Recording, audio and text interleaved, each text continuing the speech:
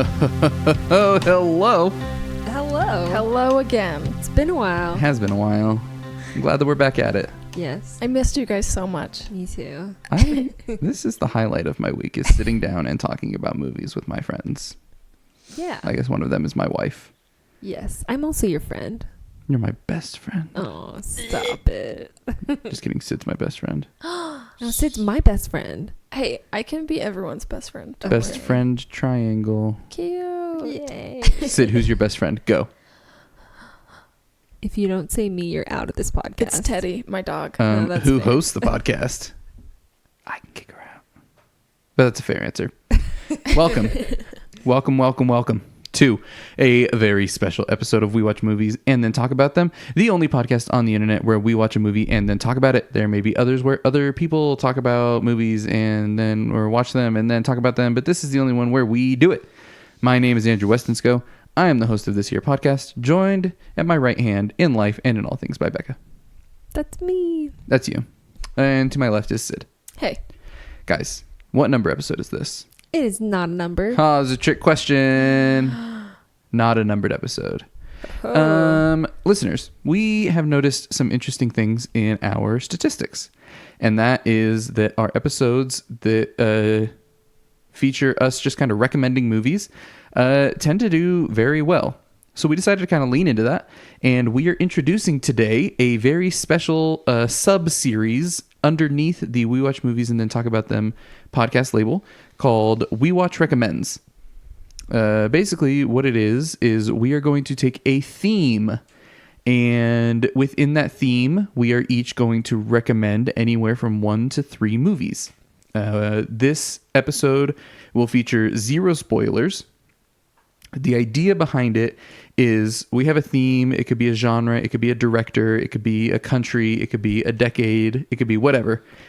And we pick a few movies that fit that theme that we think that you listeners would enjoy, but maybe you haven't seen yet. And then you can write into our email inbox and tell us what you thought about them when you watch them. But that's the idea. These will be spoiler-free, purely recommendations. We're going to say what the movie is, a little synopsis about it, and why we think it's worth watching. And this episode is going up on a Monday. We wanted to highlight it since it's the very first episode of We Watch Recommends. But from here on out, these will be once monthly episodes that we will do. They will go up midweek, either during the second or third week of the month. And that's how it goes. So if you have any themes that you're curious about, if it's a decade, if it's a director, if it's a genre, whatever, but you're not sure where to start, write in, suggest for us a theme to do for an episode of We Watch Recommends, and we'd be happy to do it. The theme of this episode is Our First Films. And that title is kind of tricky because I don't mean movies, I mean films. What we're going to talk about today are movies that really got us into appreciating cinema as an art form more than as an entertainment medium.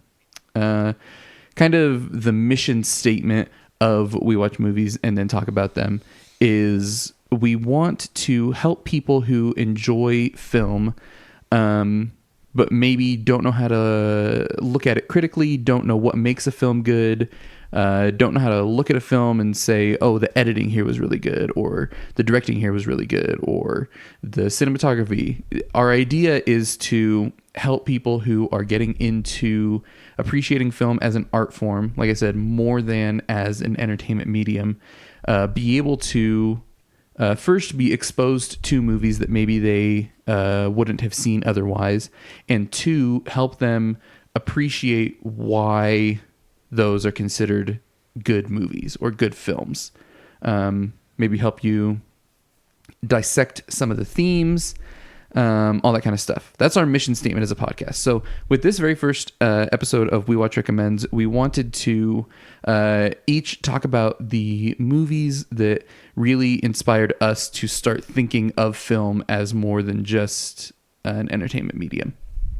and really get into thinking critically about it and using it as a method to kind of examine the world around us, change the way we think about things, broaden our horizons and our perspectives on things. And that sounds cheesy because it kind of is, but that's also the point of art. So there we go. That's your introduction. We each have 3 movies today in this category that we're going to start with. And Becca, why don't you kick us off? All right. So the first movie that I want to recommend is one of the first movies that really made me start looking at film a little differently, and that is Children of Men, which we have an episode on, right? We do. Episode 3, I think. Yeah. So it was early Or was it episode? on. No, it was episode 2. Episode 2. Yeah. It was early on in the podcast, and I think that was the first time I watched it. No, maybe we watched it No, we had together. seen it before. Yeah, that's right. Okay. Anyway, are we explaining what the movie's about? Yeah, or- just give a little bit of what it's about. All right. So this movie is just about like the end of the world, basically. Like there's been this worldwide problem of infertility, and everybody's like starting to freak out about it. And it takes place in England. Mm-hmm. And this girl becomes pregnant, and they're trying to smuggle her out to safety so that she can raise the child and not cause political divide and other kinds of things. That's basically what That's it's what about.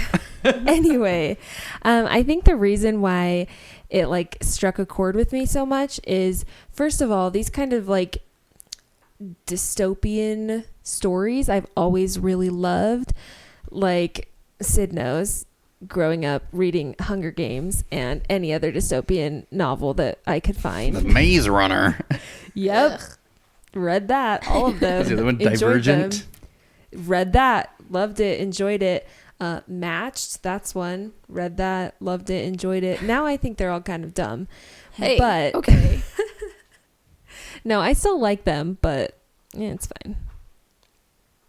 Why are you giving me that look? Are you saying Hunger Games is dumb? This friendship is over. Yep. I'm saying that I wouldn't read it right now or watch the movies, but I enjoy the Alright. memories. Well, this is my last time on the podcast, guys. It's been Alright. great. We'll see you later. Friendship over. Sad day. Anyway, but like coming from like loving that through all like my teenage years, and then seeing Children of Men, which is like maybe like a similar story, but like told at such a different level, and like I don't know, like it's kind of hard to describe exactly what it is about Children of Men that like made me realize it was more art and not just a story. But I think it's a lot to do with the filming, like the cinematography specifically. That's a movie that like I suddenly noticed that cinematography is a thing and like makes movies better. And like there's just so many scenes in that movie that are so memorable and amazing, and like the way the colors are also dark. One thing I always notice colors in movies, and it's like the color palette is really dark, and that helps you feel like the hopelessness of the movie. And it really just is presented as just a piece of art. And I think watching that and coming from this background of something that I grew up with and really enjoyed, but then like seeing it take this new form was really exciting for me and made me realize like, oh, like film isn't just entertainment. Like it can be super artistic and make you think deeper about things and relate to your life more, even though it doesn't relate to your life at all. You can still like pull things out of it. So my first recommendation would be Children of Men. I think it's like a good segue because it's super accessible, but also has like some of those incredible scenes. The cinematography is amazing, the color's amazing, and it's a good segue into art. Great. Perfect. Sid, what's your first one? My first one is I don't really feel like I need to recommend it to people because everyone has seen it, and that's The Dark Knight. But that was really the movie that really got me paying attention to filmmaking and not just a movie. Kind of similar to Becca, it kind of triggered like a nostalgia for me where Batman and Robin was one of my favorite movies as a kid. So it was so fun to see him in this gritty, dark, realistic world. And I mean, I gushed about this movie for forever on our episode on The Dark Knight. But this was really the movie where I picked up on the music and just way different things than I would have prior to this. And this was really the movie that kind of awakened the cinephile in me and appreciated movies for more than just a passage of time for 2 hours. So I really don't have much more to say because everyone knows this movie is fantastic. So, But if you haven't seen it for some reason, go watch it right now. Gosh. yeah, no, and that's a great one. I'm actually going to keep going on that train because I think that as far as directors who are able to convert people from fans of mainstream cinema to film as an art form, Nolan is probably the most effective at that, honestly. Nolan makes art films on a blockbuster budget. And he's incredibly successful at it. And he gets a lot of hate, unfortunately, from like the really intense film people. But that's just because they have giant sticks up their butt. And they have taken this idea that film is art to an extreme level and think that you can't enjoy movies. And if you enjoy a movie, that makes it bad. And they suck. And those people are boring. So my first recommendation is The Prestige. It came out, I believe, between Batman Begins and The Dark Knight, right? And then Inception came out between Dark Knight and Dark Knight Rises. Yes. Is that right? Yeah. Yeah. So The Prestige came out immediately before The Dark Knight. It is my favorite Christopher Nolan movie, even today. It is the story of two magicians in the 19th century. And basically their pursuit of, well, different things, honestly. But it's this fascinating exploration of these two characters who start out as friends and become rivals. And, just the transformation that their characters go through over the course of the movie. It really made me appreciate what a story can do.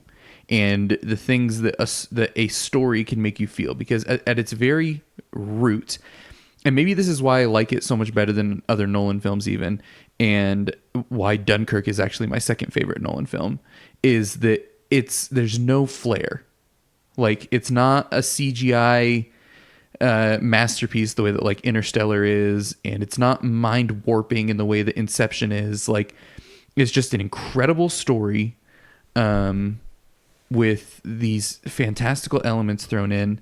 And I think that's what it is it made me realize what a story can make you feel and the importance of creating these deep, emotional, believable characters that you can just become invested in, and you celebrate with them and you cry with them. And even though they're rivals, neither one of them is definitively the good guy or the bad guy. It's just this story. Everybody turns out fantastic performances. The writing is impeccable.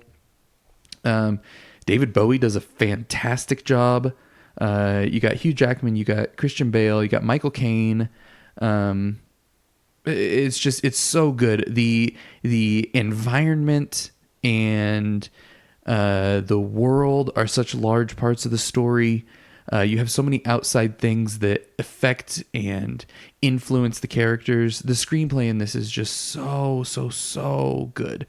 So I think starting with this first round, if you want something to appreciate cinematography, check out Children of Men. If you want something to appreciate, direction and score and sound design, check out The Dark Knight. And if you want something that's really going to make you appreciate a screenplay, check out The Prestige. All right. let's do round 2. Becca, what do you got? All right. Next is Fantastic Mr. Fox. Ooh. This movie is amazing. I have so many good things to say about it. It's animated, and I don't even know what to say about it. It's amazing. It's adorable. It's so adorable. What's it's so charming. the Oh yeah. So Fantastic Mr. Fox. The things that I love about it, this is when I realized. Well, what's it about? Oh, right. It's 30 about, seconds. Okay, so it's about a fox who was off stealing things when he was younger, and now he has a family life, and he's feeling like stuck and whatever, so he wants to be a thief again, and he gets in trouble, and he gets the whole community in a tough spot, and then they work together, and they get out, and they love each other. Yeah. Great.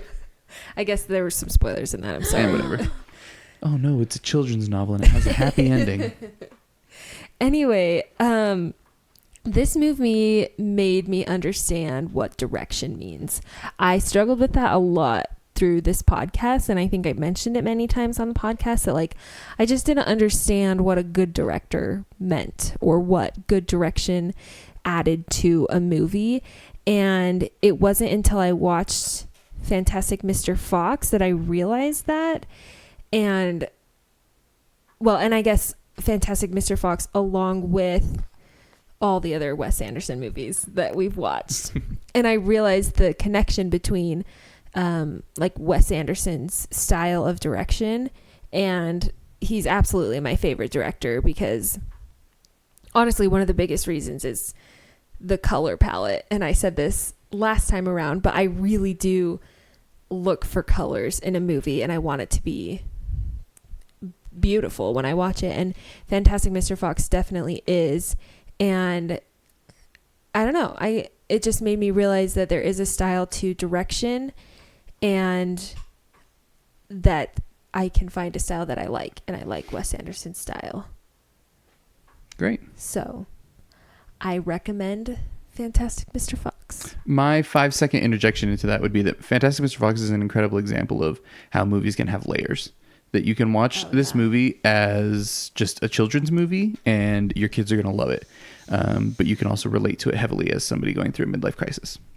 So there you go. Sid, what do you got for us? So my next one is Life is Beautiful. Oh, sorry. I just started crying a little bit.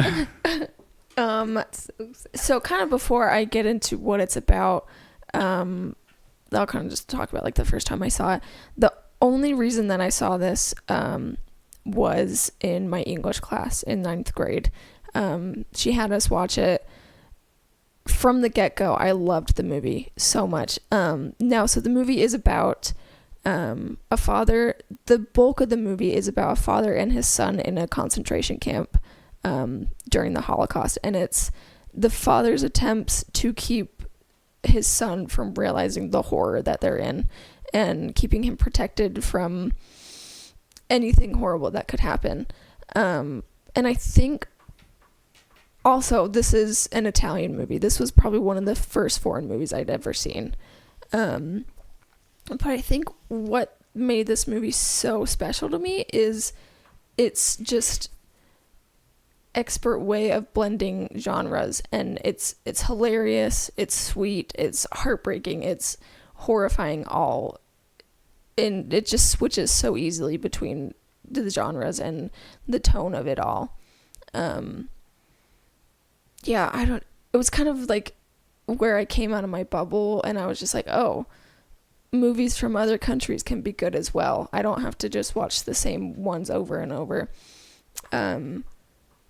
And it's just the main guy, I forgot what his name is again. Roberto Benigni is fantastic in it. Didn't he get nominated for an Oscar? He won. Oh, he won the Oscar. Yeah, he won. He's just absolutely fantastic. It's such a sweet movie, but it's so heartbreaking, and I really don't know a concise way of saying what really hit me with this one, but I think it was just that necessarily like, I mean, it's definitely a sad movie, but it's so much more sad because of all the happy parts in the beginning. Yeah, I think it struck me on an emotional level that I wasn't used to. And it's just an absolutely fantastic movie, and I love it so much. Great. I'm going to kind of build, Sid, I feel like you and I are thematically connected in all of ours. Beautiful. Because I'm going to build off of that as well, as far as picking a movie that hit me on an emotional level that I wasn't expecting and probably hadn't experienced before. Sorry, can I just say Yes, you one can. more thing? I know that everyone says that Saving Private Ryan should have won over Shakespeare in Love. But I say Life is Beautiful should have won over both of those. Hot takes. And that is my last thing that I will be saying. Great. All right. Sorry, continue. No, you're good. So talking about movies that hit us on an emotional level that, like I said, I don't think I had been exposed to, and I don't think had hit me at any point in my life up to when I saw this for the first time. My second movie is Eternal Sunshine of the Spotless Mind. This movie was written by Charlie Kaufman, and that is a big deal, even though I'm totally blanking on what else he wrote right now. He's just a really, really good writer. Hang on. He wrote Being John Malkovich, Synecdoche, New York. Yeah, whatever you say it. He wrote Adaptation. He wrote a handful of other things. He's just a really good writer. So he wrote this movie, and it is the story of a not so distant future where basically we have memory altering technology, and you have the option to go in and have a person erased from your memory, so as if they did not exist. So basically, it's the story of essentially Jim Carrey erasing Kate Winslet from his brain.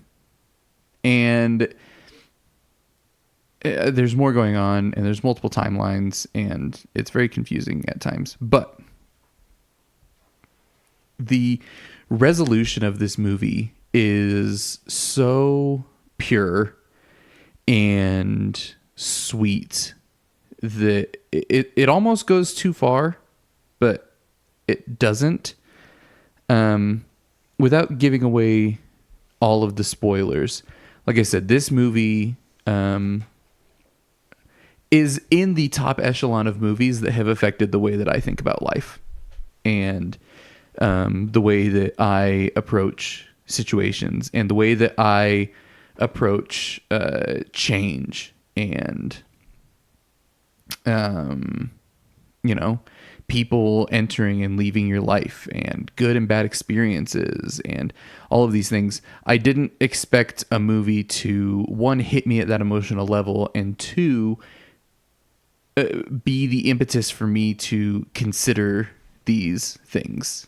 Like Eternal Sunshine, like this is going to sound really overly dramatic because it is, but like Eternal Sunshine is literally the reason that I got over my first girlfriend. And that's not an exaggeration at all. Like I was a gosh darn mess for just months and months and months after we broke up. And then I saw this, and like literally because of the message that this movie carries, I was able to like move on. Like that's the impact that this movie had on me. And I think that whether you're an overly emotional high schooler or an adult watching it for the first time, it can have that impact on you because change is something that's constant, and like your life is always changing and people are always entering and leaving your life. And sometimes it can be stressful and just really discouraging to think about, really people entering and leaving your life, whether by choice or because of circumstance. And this movie really helped me cope with a lot of that. And so if you're looking for a movie, again, to hit you on an emotional level that maybe you didn't think you were prepared for, or that you didn't expect, as well as to make you consider things. And again, I guess a common thread back to The Prestige as well is just like the power of a story and the power of characters. The screenplay in this movie is just astounding. But that is my pick, is Eternal Sunshine of the Spotless Mind. All right, last round. Becca, what do you got for us? All right. Well, this one is my emotional movie, I guess. So I guess I put it on the wrong round. My last pick is A Ghost Story.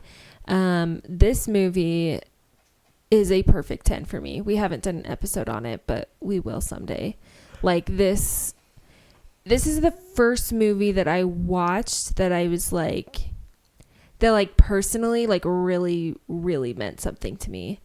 And like, I don't know, it's weird to explain, but like I feel like this movie like is everything that I love and enjoy, and like when I watch it, it feels like myself, like reflective almost, if that makes sense.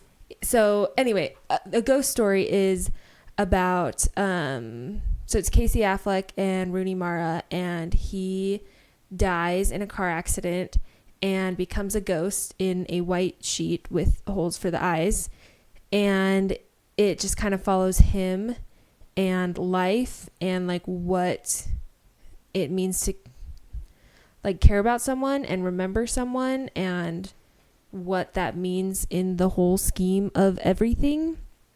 So it's pretty deep and pretty abstract, honestly. But I feel like I've always enjoyed like abstract art and abstract things, and this was the first time that I felt like I watched a fairly abstract movie and felt a super emotional connection to it. So I love this movie for a lot of reasons. Like I think it's composed really well. The story is really good. It's super emotional. The music is amazing. The what's it called? Aspect ratio? Yeah. Is that what it is? Fancy. Yeah. Like I love how that's set up, how it's like the corners are all rounded. Like, I don't know, just everything about this movie feels like me. There's a lot of really bold stylistic choices. Yeah. And that feels like I don't know. I guess I don't really know how to explain it. It feels like a weird thing to say that like when I watch a movie, it feels like me in It's reflective movie form. But it's reflective of your personality and your views, and yeah, that is, I mean, that's meaningful. Yeah. So I would definitely recommend this movie. I'm sure that not everybody would like it, I guess, because it is like, yeah, it's pretty bold. abstract. It's pretty abstract. But I think it's really, really meaningful. And to me, it has similar themes to like Coco. Yeah, for sure. Which is a more accessible movie. But yeah, just the idea that like someone exists as long as you remember them. And I think that's important to remember. Yeah. Great. Sid, what is your last pick? My last pick is Call Me By Your Name. And this one is about a boy, Elio, who lives in Italy, and over the summer his father has a grad student come help him on some of his stuff, and these two beautiful, beautiful men fall in love. I've been trying to kind of figure out why this movie resonated with me so much, because I am neither a boy nor gay. Nor do you live in Italy. Unfortunately, I do not live in Italy. But there was, I can't remember what YouTube video it was now, but he summed it up perfectly in that it's because I can't relate to it at all. That's why it strikes a chord with me. I don't know. It just kind of opened my eyes to different lifestyles and different sexualities and how it can affect your lives completely differently. And also I think a large thing is I'm not the biggest fan of romance movies, and I think part of it is because like I would watch them and then I'd be sad because I'm still single. But I think in this one, because it's not involving a woman, I could connect easier to it. I like didn't feel like my defenses coming up to it. So I think I could just like really just like kind of imagine myself in their relationship and kind of like bask in it. So I think it was partly eye-opening to a different love story that I hadn't really seen before, and it just helped me connect to them so much more without my own personal defenses coming up. This is really the movie that like really, really got me into movies in like the last few years. It just like really kind of reawakened how much I love them and what I can love them for other than just like a fun movie to watch. The acting is incredible. I would say across the board, there's really only like one extra who I laugh at him every time, but he's really the only one who's not a great actor. It's just the music that Sufjan writes for this is absolutely fantastic. I can't get over the music that he wrote. I mean, I love Sufjan and anything he writes, but the music he wrote for this is amazing.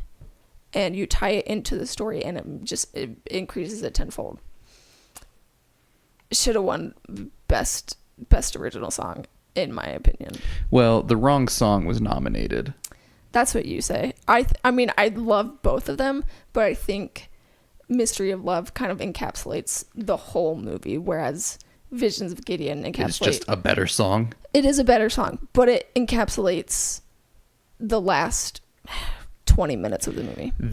Okay, I'll make a quick comment about Call Me By Your Name, because we will do an episode on it as well at some point. It is masterfully written and directed. Luca Guadagnino, I don't know if I'm saying that right. Yeah, it's about close. Is a genius, and I don't know what he did before Call Me By Your Name. I've seen A Bigger Splash, and that one's pretty good. And one of his other movie, I Am Love, is on my list for this year. Okay, so they're pretty good. They're just like not Suspiria or Call Me By Your Name. In any case, he must have freaking leveled up with Call Me By Your Name, because Call Me By Your Name and then following it up the following year with Suspiria, dude is somebody to watch at this point. He is a masterful director and in total control of his movies, and you can see his creative vision coming through. And specifically the last, I guess 5 minutes it would be, of Call Me By Your Name is some of the best filmmaking I have ever seen in my entire life. Yeah. And without it even being close, Call Me By Your Name has the best credits sequence of any movie that I've ever seen. Yeah. Oh yeah. The closing credits in it is just mind blowing. So amazing. So that's what I'll say about Call Me By Your Name. Uh-huh. Yeah. I just had a thought about it. Pretty much, I mean, I love this movie. I read the book afterwards. It's just it just like kind of sweeps you off your feet. I mean, it's filmed in Italy, which is just gorgeous. It's just, everything feels very dreamlike, and it just feels like you're just kind of like in paradise, and you really get wrapped up in it. But then just like in the last 5-10 minutes, it's just a gut punch, and I won't. But it's astounding. It's so amazing, and Timothée Chalamet is absolutely incredible. Dude makes a statement in this movie. Like, he is incredible. Oh my gosh. Like, I love him so much, and I will never not have a mental breakdown listening to Visions of Gideon. Visions of Gideon being one of the two songs that indie darling Sufjan Stevens wrote for the soundtrack of Call Me By Your Name. We love him so much. He did not win Best Original Song because it went to Coco, right? Yeah. Yeah. Which, it's a fine song. It's better than Greatest Showman, so. It's true. I'll say that. Or, there was like some. It was the Netflix one. Like the Mary J. Blige song. Yeah, that was a bad song. I don't know. Pretty much, I would recommend this to anyone. The only thing that would be a hang up for people is that it involves a gay romance, and all I have to say to that is quit being a dick and get over your homophobia. Bye. I love it. No, final thoughts about that. Really what's so magical about Call Me By Your Name is that it is a romance movie presented as a romance movie, and it doesn't present it as anything different than that just because it is between two men. Mm-hmm. It's like if you watch it and you're uncomfortable, maybe that's because you have some stuff to work out. Because it's not presented any differently than any other romance movie between a man and a woman. Yeah, sorry. One more thing. You just reminded me that really, like, in a lot of other movies that involve a gay romance, it will involve, like, society pushing against them, or, I mean, like, with Bohemian Rhapsody, there's, like, an AIDS diagnosis. So a lot of these movies that do involve same-sex couples, there are other things keeping them apart, which, I mean, I don't want to spoil anything for this movie, but it really is just like a normal romance movie, and that's all it is. There's nothing really pulling these two boys apart, and it's just, there you go. I'm ranting. We'll do an It's episode amazing. on it. Don't worry, Oh Sid. my gosh. All right. My last pick is, again, a movie that is very responsible for me seeing things in a different light, specifically family and how I want to raise my children, the world that I want to bring them up in. My final movie is Terrence Malick's The Tree of Life. This is, spoiler alert, my favorite movie of all time. It is hands down a 10 out of 10. You can hear about detailed thoughts in our episode dedicated to The Tree of Life. The basic story of it follows very loosely the story of family in small town Texas in middle of the 20th century.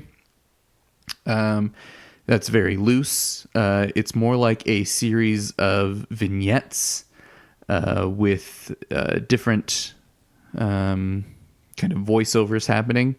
The characterization doesn't happen by like what the character, I guess you just witness the characters living their lives, and then the real story and themes come through in the voiceover and narration. It's very abstract, very art house, but don't let that deter you. Really take the time to watch it, because if you take the time to watch it and to think about it and to think about what it's saying, it's something that can really I think affect you in a deep and meaningful way. It definitely did for me. There's a sequence about 20 or 30 minutes into the film that is one of the more spectacular things that I've ever seen in a movie, and may seem like a non sequitur, but is very thematically connected to everything else. Basically, the story at its highest level is about the battle between good and evil within each and every person.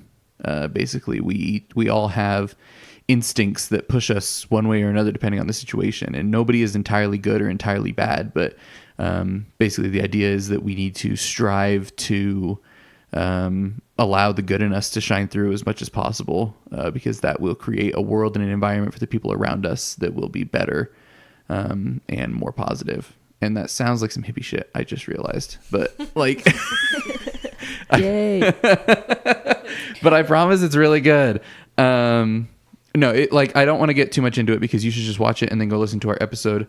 This is an example 100% of what we're trying to do with the podcast. Like I said, we're trying to help introduce people to films that they may not have seen and help them to appreciate at a deeper level films that they do enjoy. So I think that this one specifically is a really fantastic opportunity of a movie to go watch and then listen to our episode about it, because we really break down what makes it so good and why it's so impactful. If not, I think it's enjoyable. Not everybody would feel that way, but we break down why it's impactful and why it's important. And then after that, you can go check out the rest of Malick's work, because dude is a genius. And yeah, go ahead. Oh, well, I was just going to say, we did each inadvertently chose. We each inadvertently chose. That I don't know why I couldn't say that. A movie that we had done an episode on already. So, and I think also The Dark Knight and Children of Men are really good ones that are very accessible, and plenty of people have especially seen The Dark Knight. Oh, yeah. And we have episodes on those as well, talking about how they are more than just entertainment. So Dark Knight, Children of Men, and Tree of Life are all good movies to watch, and then hear more about our thoughts on why they are art. Yeah. That's it. Yeah. This is how these recommend episodes are going to work. They're going to be kind of rapid fire. But if you're interested in these, go check them out and then let us know what you thought about them. You can contact us via email, contact@wewatchpodcast.com. You can hit us up at facebook.com/wewatchpodcast, Instagram @wewatchpodcast.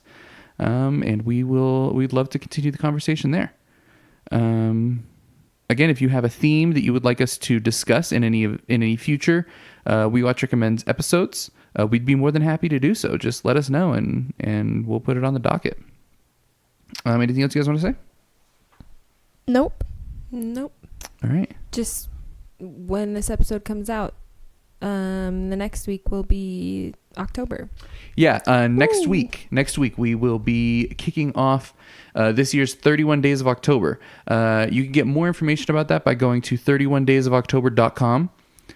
It will break down kind of the methodology behind this year's 31 Days of October. We're doing it way differently than we have in the past. There is no calendar. There's no like this day we're watching this movie, that day we're watching that movie. We have divided the month into 5 weeks. Each week has a theme attached to it, and there are a handful of movies for each of those weeks. You can pick and choose which ones you want to watch if something sounds interesting to you, and then we will have 2 episodes, one in the middle of the month and one at the end of the month, going over each of the movies that we watched. And then each week we will cover one of the movies that is in that grouping. So once again, that is 31daysofoctober.com. You can go to that website, which I built. Yeah. Yeah, you can go. Yeah, 31daysofoctober.com. That'll give you information on all the movies that we're watching, what the themes are, what the dates are, and also information on where you can stream them. So, that's that. Anything else you guys want to say? Thanks for listening. We love you. Thank you for listening. We will see you next week and then in future on other episodes of We Watch Recommends. My name's Andrew. I'm Becca. I'm Sid. And we'll talk to you later. Bye. Bye.